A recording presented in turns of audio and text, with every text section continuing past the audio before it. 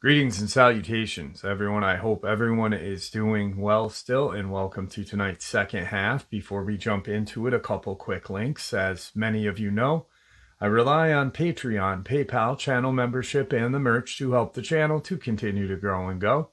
Links to Patreon, PayPal, and channel membership is in the description below. The merch is displayed directly under the video. Also, Dogman Frightening Encounters, Volume 1 through 3, the audiobook versions. They were written and researched by Tom Lyons, narrated and produced by me, Jeff Nadolny. Those audiobooks are available on Audible, Amazon, and iTunes, links to which are also in the description as well. And finally, last but definitely not least, if you'd really like to help support the channel to continue to grow and go, simply subscribe. It does not cost a cent. Click the like button, half a second. If you don't want to miss out on any of the informative uploads I put out daily, click the bell icon, and folks, please leave a comment and share the video. Why? Well, because all these things really do help this channel to continue to grow and go. They definitely do matter, and they are appreciated. With that, I have taken far too much of your time. Let's jump into tonight's second half, shall we? Today's first encounter is a subscriber encounter. I went to southern Colorado to pick up some hay with several friends yesterday.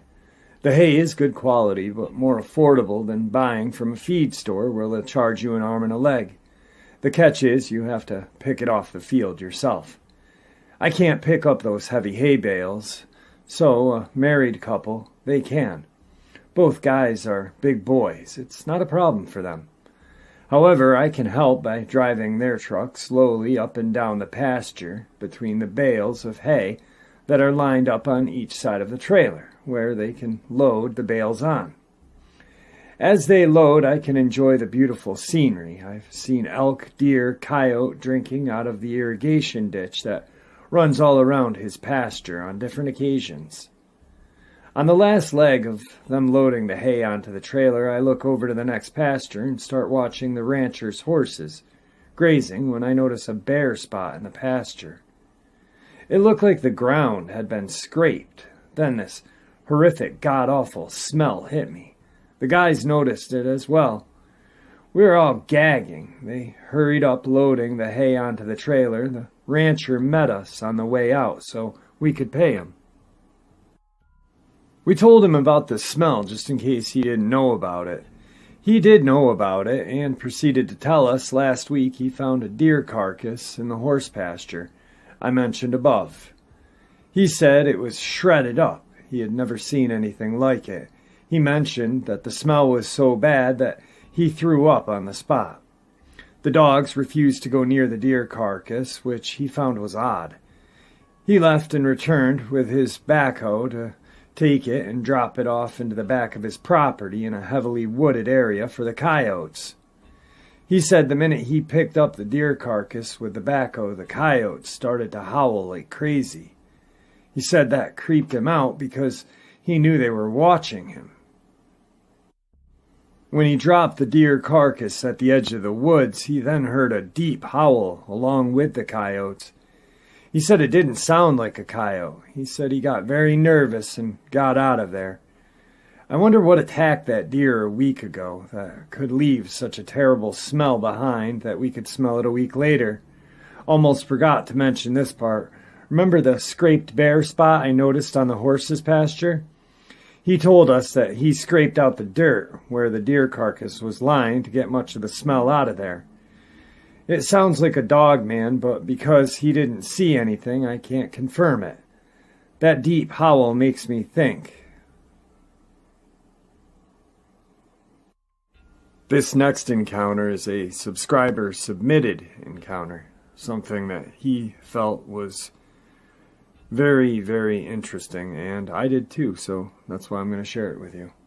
Crawford County woodsman has close encounter in Ozark National Forest.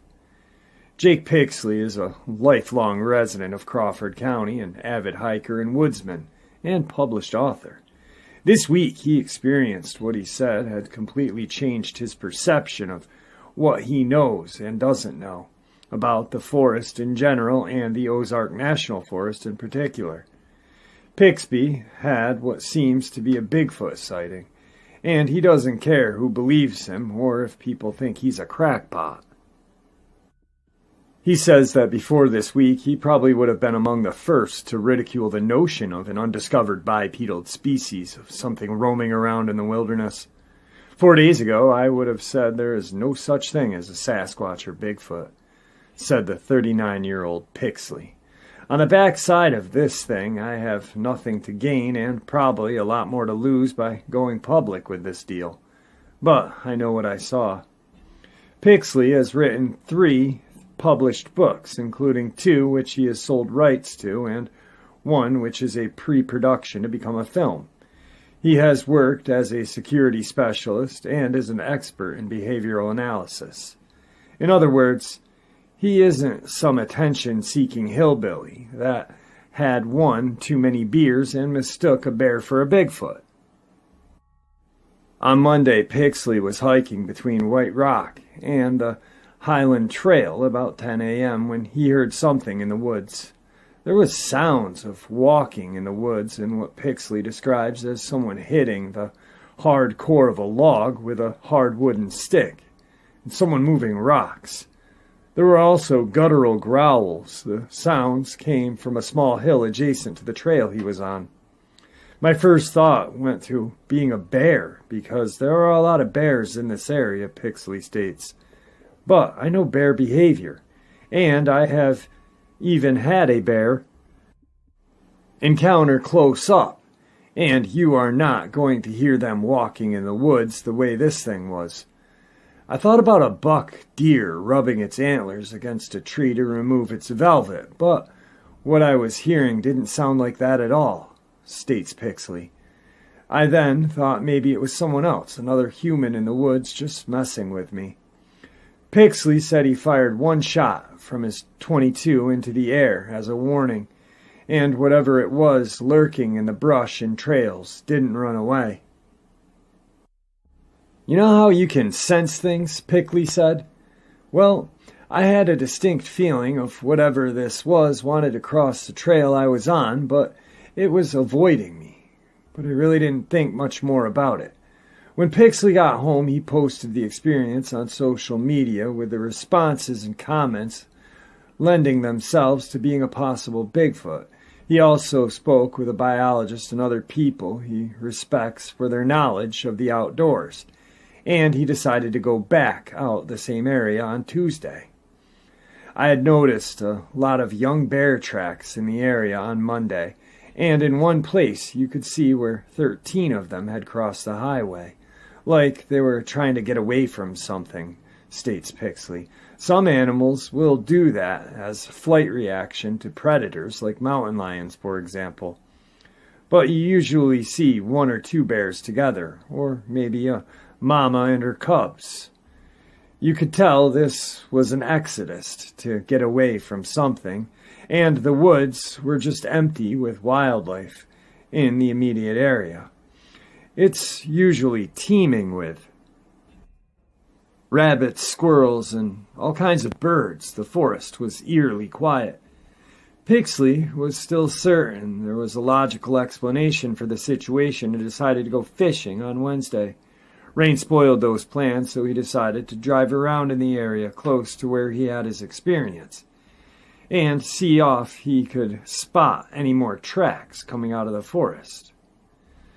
I'm the guy you don't want to get behind driving through the woods, because I drive 5 to 10 miles an hour at times, with the window down looking for wildlife. That's just the old trapper and outdoors enthusiast coming out of me. Pixley was slowly driving a road approximately 3/4 of a mile from where he first heard the unexplained sounds on Monday. He saw movement on a little ridge on his driver's side and grabbed his cell phone. I wanted to get a picture of this thing, and in the rush, I put my camera on video. My adrenaline was pumping. I was trying to get my camera up and ready and drive at the same time. So I'm lucky I got anything at all. The resulting photo is blurry since it was taken from a single frame on the video. Other than the circle added by today in Fort Smith, the photo has not been enhanced. Once again, I don't care what anyone thinks or says. I saw something out there. I was as skeptical as the next guy, and I've always taken sightings like this with a grain of salt, but I know what I saw. Pixley will not disclose the exact location of the sighting, and elements of the video would probably tip someone off who is familiar with the area. He narrowed it down to an extreme northeast Crawford County near Washington County line. That's all we need is a bunch of Bigfoot bounty hunters out here with rifles shooting anything that moved, states Pixley, who refused to even say what he saw was a Bigfoot or Sasquatch. Plus, I respect the forest and all wildlife, and would hate to see someone go in there and kill whatever that was. Pixley said he was not going back to the area alone, but would be more than willing to take a reputable research team out there. But he is not looking to become famous or infamous because of my experience. Mainly the reason I even said anything in the first place is there are a lot of people that enjoy the outdoors who hike in that area. I just want them to be aware that there is something out there. I'm not saying it's Bigfoot, but in all my years in the woods and in all my experiences, I've never encountered anything like it. From the sounds on Monday, the animals fleeing the area, to what I saw yesterday, there is definitely something out there. I'm just putting out the information and people can do what they want with it. I will leave a link in the description so you guys can check out the circled pictures. I'm going to be the first person to debate that it's a Bigfoot. I really think 100% this is a Dogman. As we know that there are Dogman and Bigfoot in the Ozarks, but the bear, 13 of them running away is, they would run from a Sasquatch, I imagine, but a Dogman would be my best bet. The picture is blurry. You can sort of make out something, but from what I see a Dogman. Some of you may see Sasquatch, but you know what? It's something, and that's all that matters. Today's third encounter is a subscriber encounter. Hey Jeff, hope you're feeling well. Okay, let me say, edit this as you feel needed. I've been a subscriber since September. I believe we've had a few words and we both came to a mutual understanding. Anyway, while I was living in Camden, Tennessee, I was hearing a lot of coyote around the house. Till one night I heard and saw something moving down the middle of the street. It sounded human, howl, and could have been all I could say. It's walking on two legs. Then went 20 miles to a friend's house for Thanksgiving. And I have told you this, I found a few tracks in the hay grass, but I wouldn't show my phone at all. I can say put down your forearm, where your elbow is, was the ball mark of the forearm to your hand. And if you curl your fingers, that's where the toe marks would be. About 2 inches further was the claw marks, and 2 inches wide, 4 inches long. I figured it was sitting on its haunches, just pad marks walking away, so I moved to Florida and wound up homeless. I was staying in a bird sanctuary in Daytona, a few times headed back to my camp. At the same spot, something would track me. Never saw it, but it happened like 3 times. Okay, so my camp was about a half a mile in. So this time it's 4 a.m., I'm heading out and almost out of the woods, about 300 yards left. I turned the corner and heard something. I was wearing a headlamp with a battery that was almost dead. I saw an eye looking at me, not eyes, Jeff, a single eye. The eye was goldish yellow to green color depending on the angle. I was thinking it was a possum, climbing a tree like you might going up a tree, but then at what would be the base was a shuffle step or a repositioning of feet. First, I'm 5'7". What in Florida can look at me in the eye, and when I say look at me eye to eye, was about 5'8" to 5'9". I was only about 3/4 feet from it when it stepped out. The eye disappeared, but I got the dark impression of a round head. I'm thinking Bigfoot. Now, I've been listening to many how to hunt and Dogman encounters, but then I saw the wolf's head at the same height as the eye, but about 4 inches further to the right. Ever seen the wily looking around the corner, but he's moving his body in the opposite direction? That's what the impression I got at this point. I backed up, turned, and kept heading out of the woods, walking, not running. I was thinking, whatever this is, it'll stay there, and I'm not messing with it. I got about 40 yards up the trail, and about 20 feet behind me I heard crack of a good-sized branch. Just a coincidence? Now I'm about the edge. I heard another crack, same distance, both on the side the eye was at. At this point, I turn around, stop, and just say, yo, I'm 51 years old. I'm too old to run. If you comin', let's do this. Nothing. I believe it was a young man. Something has also been running with the coyotes right in the middle of Daytona. Tech hits Port Orange. But no one who's not from there knows where it is. And at 4 a.m., I'm not stopping to ask if I could take a pic. I went back the same spot the next morning. The tree was only a sapling, only about an inch around, so I think that leaves out any small critter trying to climb up the tree. And the eye was the size of a medium chicken egg. This was around June 10th, 2020. So since I left Florida, I came to Nevada and was in Beatty, Nevada, closing up my mother's apartment as she went into a living arrangements. She's not able to stay by herself from a brain tumor operation. So anyway, 3 nights in a row, I went out to the porch to get boxes. This was between 3 and 3:30 a.m. All 3 nights, Jeff, I saw a fairy. Now, I know that's crazy, right? But I can tell you it was slime green and blue color. If you go to Pinterest and look up Janet Habbard drawing, it looked like that, wing-wise, but the wings were bigger now when it hovered. I saw the arms, head, and legs, but when it flew away, it looked like a cucumber, but with wings. And the motion of the wings beat up and down, but it also rippled like waves. I worked in that town, and the bats around there are only a couple 3 to 4 inches long. This fairy was about 8 to 10 inches body size. That was around the 24th of June. What's next, Jeff? A unicorn? Giant? I don't know, man.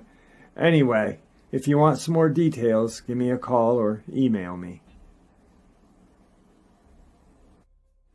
This next encounter is something that I found out of southern Illinois. Angie Dixon doesn't know what she saw, but she knows she's not crazy. I can't tell you what exactly it was that I saw, she states, recalling a time nearly 20 years ago her daughter and now ex-husband were driving near Makanda in the small hours of a February morning. It was around 2 a.m. Snow was falling. Dixon said she was driving with her then 10-year-old daughter to pick up her husband from his brother's home. On the way back, she was driving near Makanda when she saw what she thought was mailbox reflectors. She got closer and thought it was a mountain lion. At about 25 feet away, she realized she was wrong again. I realized that was no cougar, and it was actually crouched down in the middle of the road holding something.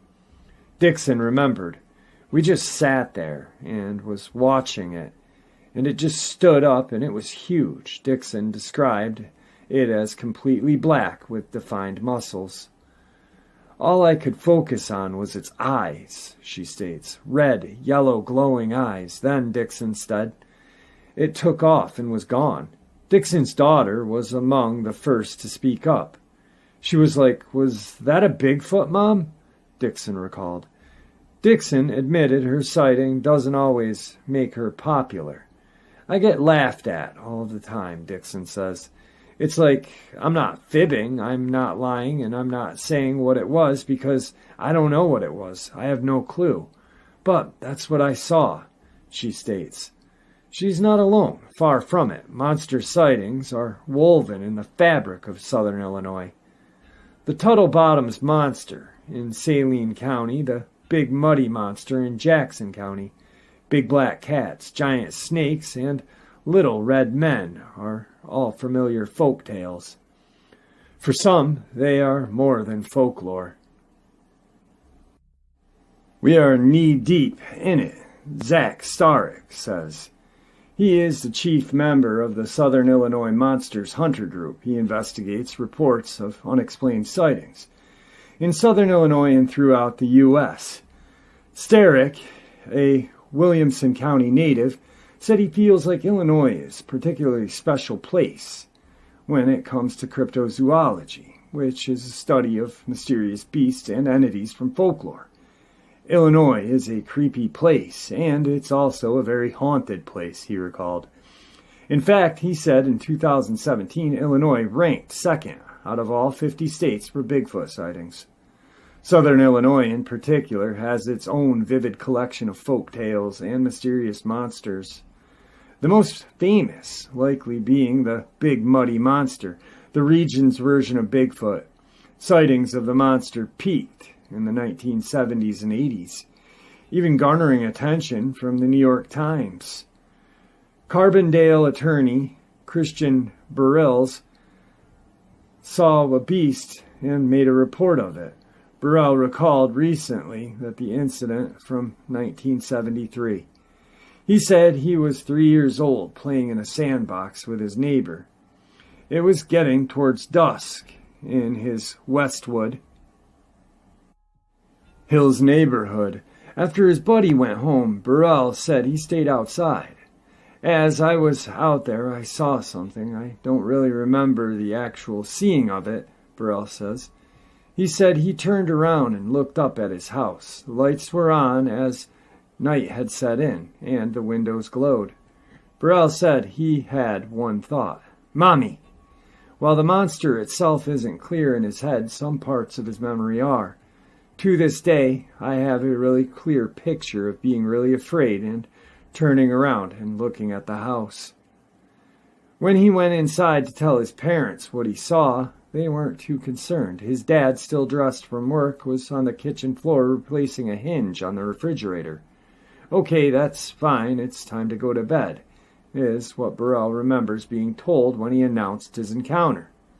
It wasn't until later that evening that his parents took a bit more seriously. He said a neighbor called his mother to say one of her children had seen something in the neighborhood. The neighbor who called, Burrell said, was a very conservative woman and not prone to exaggeration. Burrell's mother told the neighbor to call the police. The police came out and they brought their tracking dogs.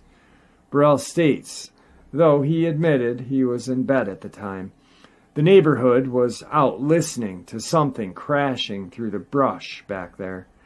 Burrell said the story goes that the police chased it all the way to a barn in the woods, but Burrell said the dogs were too scared to go in. Eventually, the dogs were tossed, but nothing found.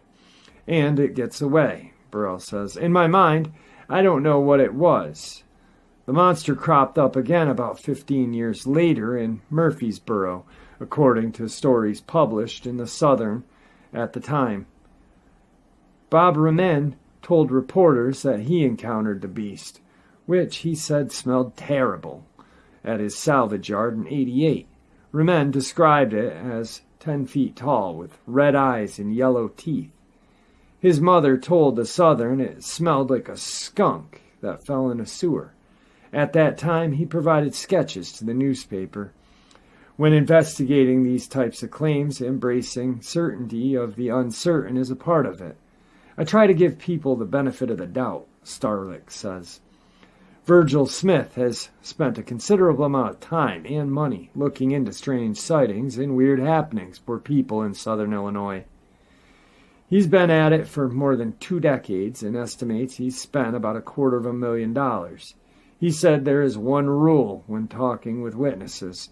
Don't ever discredit anyone when you talk to them for any reason, because the first time you do, your research is over. There is an intense stigma attached to these sightings and stories for the witness, he states, and someone willing to come forward with an experience should be listened to. Lauren Coleman, one of the country's most noted and respected cryptozoologists, approaches everything with a scientific mind. In fact, Coleman studied science at Southern Illinois University, Carbondale. I had a very scientific and critical thinking approach and would not come out with it. Crazy theories, Coleman said. He has never ventured so far to surmise that Bigfoot had been dropped to Earth by a UFO, he said. I try to keep it in the middle. I just want the data. I just want information, Coleman said. Smith said he is one of similar mind. I've got to be able to pinch it, smell it, feel it, he said. Nothing that he tries to steer away from the paranormal and stays with things that he could be rooted in silence. Take, for example, his work in investigating Saline County's Tuttle Bottom Monster. Sightings of a hairy, long-snouted creature began in the 60s.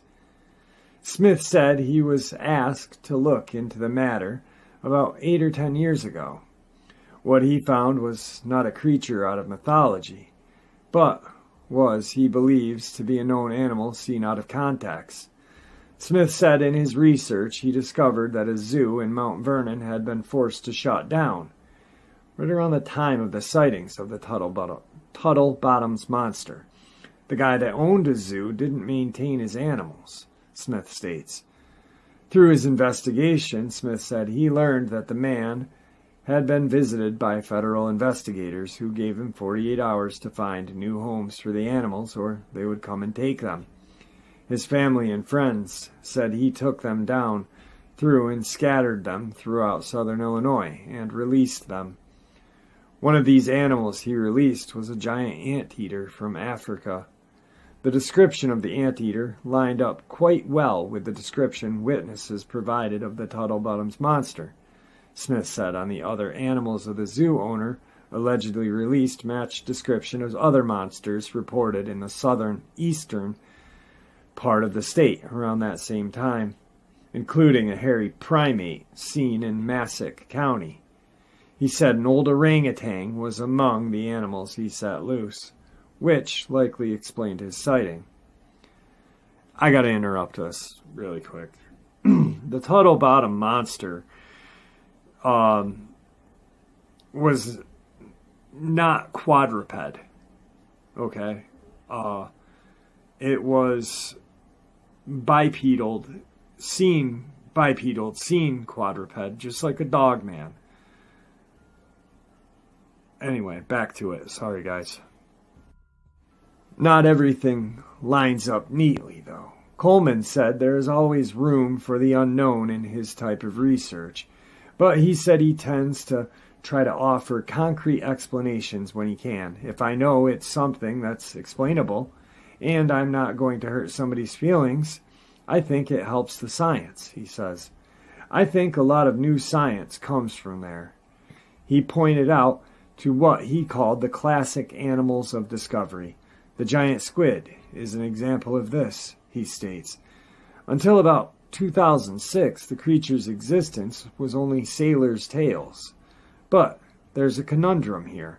Coleman admitted that cryptozoology is always left holding on to a list of unknown, potentially unbelievable hypotheses. The giant squid rested firmly in cryptozoology until it was confirmed and taken away from that field and brought into conventional science.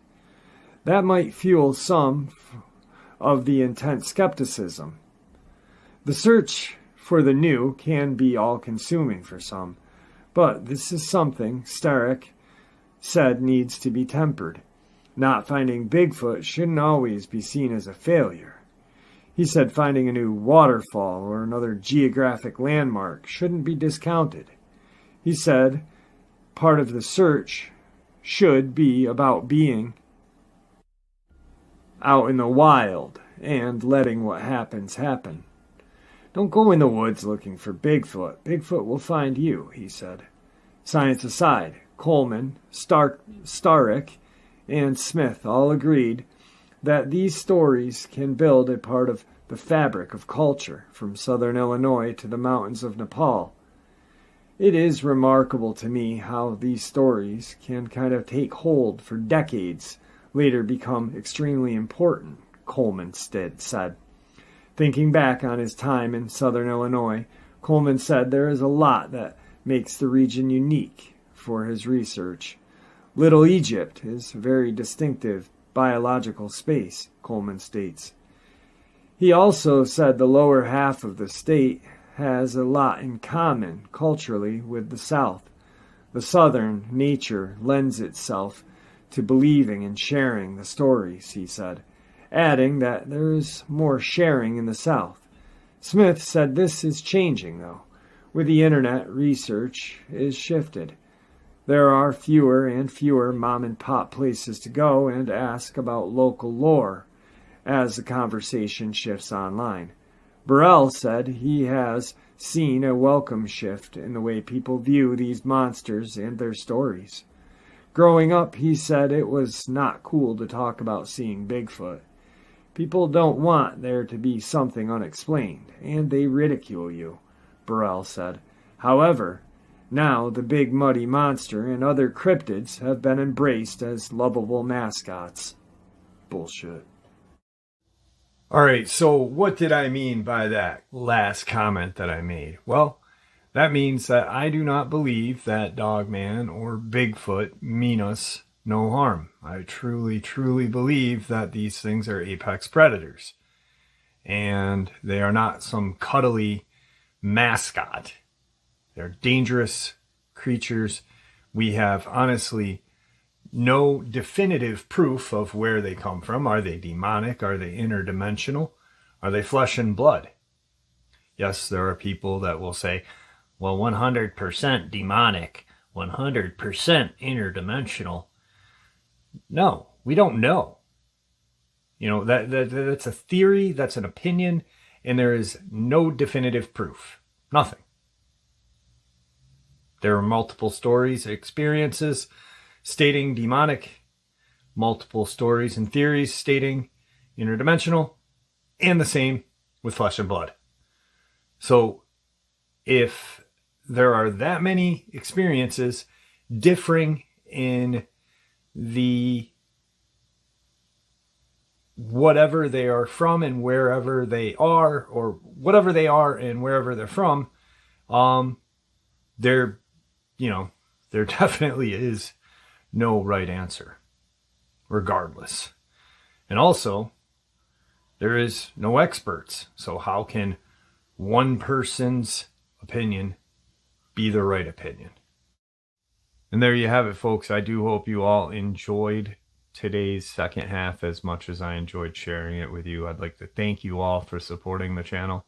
It is, after all, your support that keeps this channel growing and going, and what gives us all a place and a chance to share our experiences and theories judgment-free. Everyone is simply treated with the respect that we deserve. Please, everyone, stay safe, happy, healthy, and ever vigilant, keeping an eye on our children, pets, family, and our friends. These creatures are real, they are out there and dangerous. Share this information with those you love and care about, and it may just help save their lives someday. Until next time, never stop asking questions, never stop searching for the truth, and God bless you all.